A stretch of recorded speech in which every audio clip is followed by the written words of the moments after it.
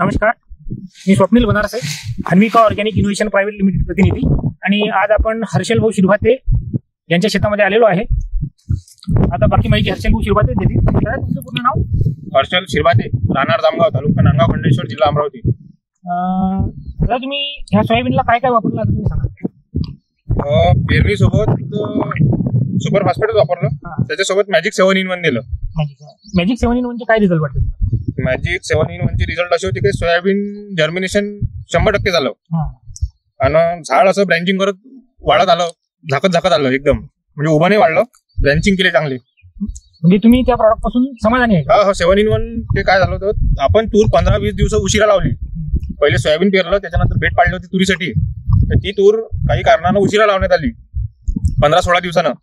तर त्या तुरीला नंतर ती सोयाबीनच्या खाली होती, म्हणजे सोयाबीन तिला दाबून देईन ही भीती होती. त्याच्यानंतर आपण तुरीला 25 दिवसानं 10-26 सोबत मॅजिक 7-in-1 डबल दिलं.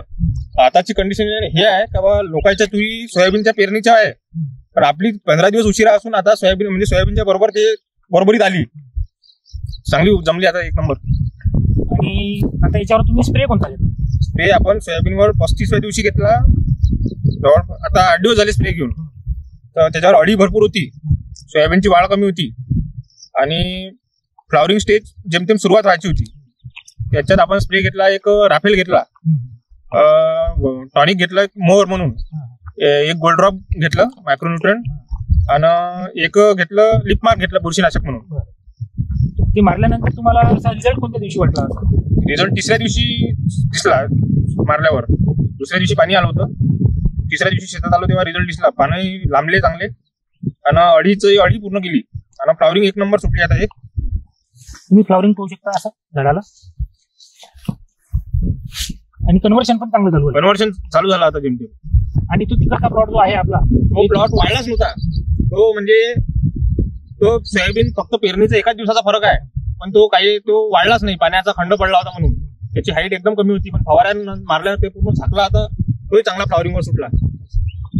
मग आता तुम्ही हे फवारणीनंतर तुम्ही समाधानी आहे का? 100%. आता 8 दिवसात दुसरा फवारा काढतो डबल. आता तुम्ही समजा सुपर फायर काढाल, सुपर फायर सोबत समजा तुम्ही आता त्याच्यासोबत आपलं एक बुरशीनाशक आणि रॉकसाईड बुरशीनाशक आणि झनकर असं एक स्प्रे काढून टाकतात. त्याच्या पहिले तुरीला दुसरा तुरी अजून खताचा डोस द्यायचा आहे.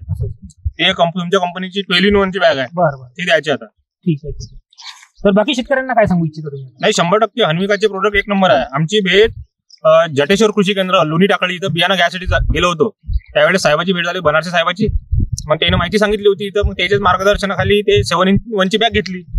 मग आता सगळी शेती हे त्याच्याच मार्गदर्शनाखाली चालू आहे अन्विकाच्या प्रोडक्टवर.